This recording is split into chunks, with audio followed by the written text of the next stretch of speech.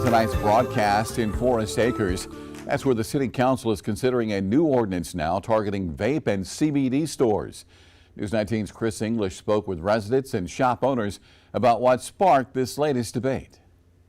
Vape and tobacco shops have exploded in popularity in recent years, but some residents in Forest Acres say that stores like the one behind me hurt what they call the family-friendly atmosphere of the city. Now a new ordinance being considered by the Forest Acres City Council could make it harder for vape shops to open. Well, we had the lease since February, and it's taken us a while to get open. There were a few setbacks with the city, and we're just trying to comply with all the regulations.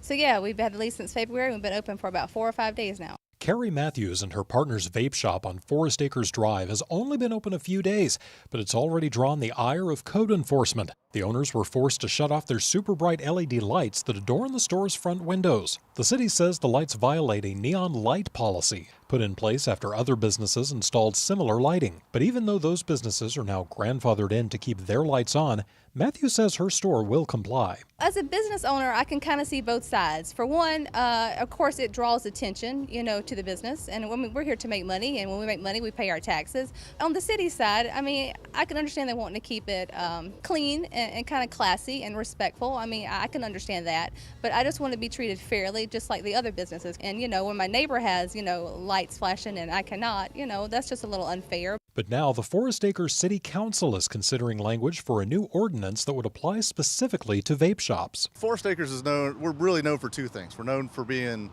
business friendly and family friendly. So we're working very hard to try to balance those two out. Forest Acres City Councilman Stephen Oliver says the city is considering an ordinance that would dictate where vape shops could open and how close to other vape shops they could be. We're just concerned about our young citizens, our young families that are moving into Forest Acres, and just making sure these establishments aren't being set too close to schools, churches, and kind of keeping them from clustering up together where we have 2 or 3 in a strip mall together.